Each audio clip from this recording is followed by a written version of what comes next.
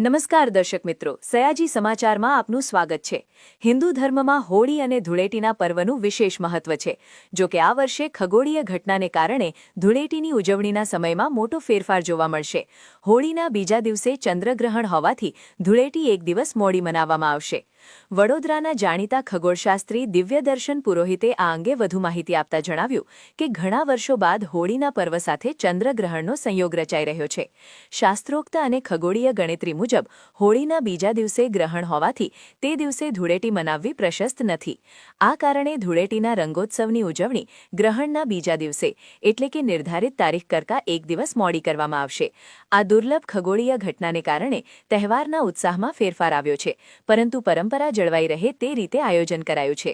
ખગોળશાસ્ત્ર અને જ્યોતિષના સમન્વય સાથે આ વર્ષે ભક્તો હોળીની પૂજા કર્યા બાદ એક દિવસના વિરામ સાથે ધૂળેટીના રંગોમાં રંગાશે।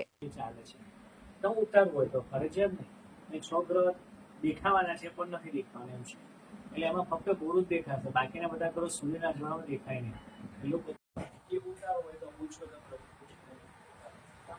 અને બીજું ગ્રહણ છે એ છે ને ચંદ્રગ્રહણ એટલે 12 મિનિટે શરૂ થશે અને સાંજે 7:54 પૂરું થશે અને વડોદરામાં 6:04 સુધી હોય છે।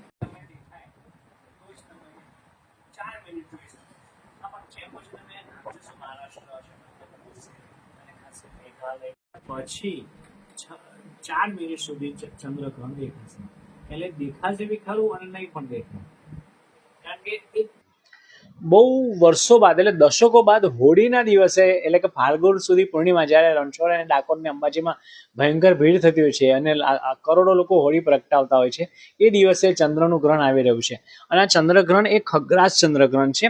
એ ખગ્રાસ ચંદ્રગ્રહણ આપણે ત્યાંથી પૂરું દેખાવાનું નથી, અનફોર્ચ્યુનેટલી દેખાશે છતાં પણ નહીં દેખાય। કે રીતે હું તમને સમજાવું, બપોરે 2:12 ચંદ્રગ્રહણ દેખાવાનું શરૂ થશે, પણ આપણે ત્યાંથી વખતે ચંદ્ર ક્ષિતિજની નીચે હશે, એટલે આપણે ત્યાં દિવસે ચંદ્ર દેખાશે નહીં પૂનમનો, અને પછી એ 7:54 સાંજે પૂરું થશે।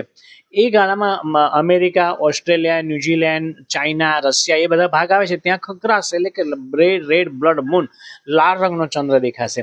પરંતુ આપણે ત્યાં વડોદરાની વાત કરીએ, વડોદરા, અમદાવાદ વગેરેની, તો સાંજે 6:42 ચંદ્રનો ઉદય સૂર્ય પૂર્વ તરફ થશે। હવે એ ગાળા દરમિયાન પૂર્વ દિશામાં સંપૂર્ણ ખુલ્લી જગ્યા હોય, કોઈ બી ઝાડ બિલ્ડિંગ કશું ના હોય, તો તમે 1-2 મિનિટ માટે ચંદ્રની ઉપર પડછાયો જોઈ શકશો, એટલે 2-3 મિનિટ તમે ચંદ્રગ્રહણ જોઈ શકશો।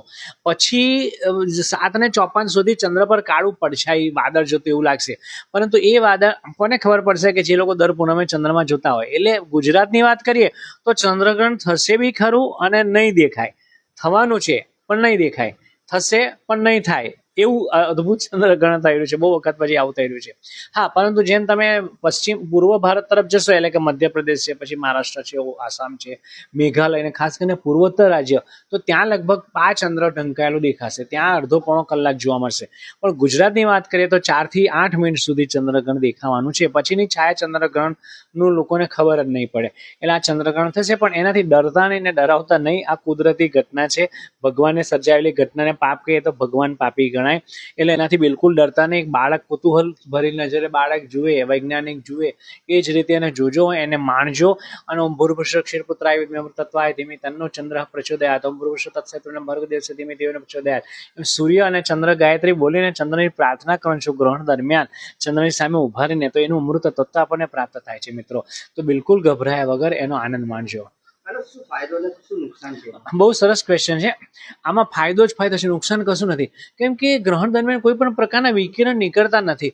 હા, આ ગ્રેવિટી અલાઇન થઈ જાય છે, ચંદ્ર, પૃથ્વી ને સૂર્ય એક લાઇનમાં આવી જાય એટલે બહુ મોટા મોજા ઉછળે, સુનામીનો ખતરો રહે, કોઈક વાર ભૂકંપનો ખતરો રહે, પણ એનાથી કોઈ વ્યક્તિને, જાતકને, રાશિને, કોઈને કોઈ પ્રકારનું નુકસાન થતું નથી। ફાયદો શું કે ચંદ્ર ગ્રહણ દરમિયાન ચંદ્ર કેટલો કાળો થાય છે, લાલ થાય છે, એના આધારે પૃથ્વીના વાતાવરણમાં કેટલી જાતના પ્રદૂષિત ગેસો, વાયુઓ રહેલા છે એ આપણને ખબર પડે છે।